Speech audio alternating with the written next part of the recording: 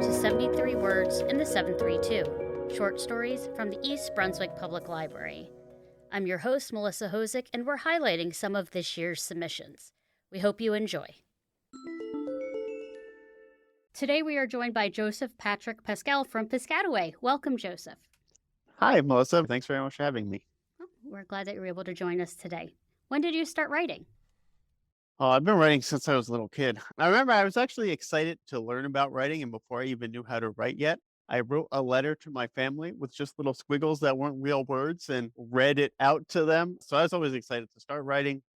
And even at my elementary school, they had a project to encourage students to start writing where they had a little bookbinding machine set up where they would like make cardboard and have cloth covers and they would type the books for you. You could draw the illustration. So I had a Moose Fighter series that I had based on a little Lego toy I had where he had like a moose on a shield. So I kept with it. When I got into high school, I started writing for my high school newspaper, and that gave me the idea that I could write a novel. And that's when it really started to take off. So I got into it from there. That sounds like an amazing experience, being able to write a book and watch it physically being made. That sounds amazing. I'm very jealous of that. Yeah, and I think that's why I still am excited about the physical aspect of books and notebooks. And I'm always interested to try to see like the original place, like short writings were published, a lot of like famous poems and short stories and stuff. So I get excited about the physical aspects of these things too. Well, I work in a library, so you can imagine I agree with you. What was your inspiration for this specific short story?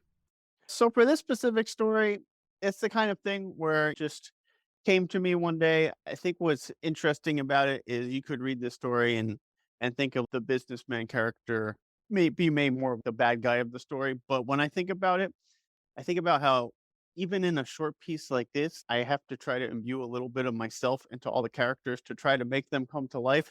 And I can see two aspects of myself kind of in dialogue together with the businessman character being more like the everyday kind of trying to keep up with the mundane things in life, like errands, work, rushing around, that kind of thing. And the poet being that kind of voice to remind him, like, well, you should take time and live in the moment and enjoy life. So I can see it kind of like a back and forth in my mind like that. Well, we would love to have you read it for us. Okay, great. Thank you. The Businessman and the Poet. A poet and a businessman were standing at the end of a long bread line.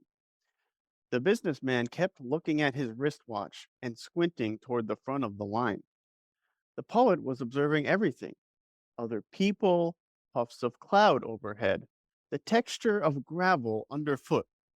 The businessman said to the poet, "Oh, don't you hate how much of the day is wasted waiting for things?"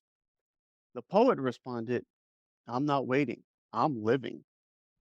Thank you so much for sharing your story. You had mentioned a novel and other writing. Where can people find that and where can they follow you? Oh, yeah, definitely. So I think the best place would just be to go to my website, which is www.josephpatrickpascale.com. So you can find links to a lot of my different works there. I've done a lot of other short fiction too. I really do love the micro fiction, flash fiction kind of form.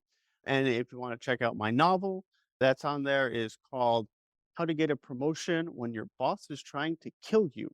So it deals with the absurdities of the workplace and that type of style. That sounds amusing. A little bit different pace of a story. Yes, definitely. So, Joseph, again, thank you so much for joining me and happy writing. Thanks so much. Appreciate you having me.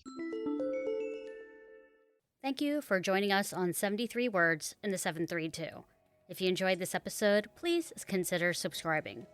For our whole network of shows, visit ebpl.org/podcasts or wherever you get your podcasts.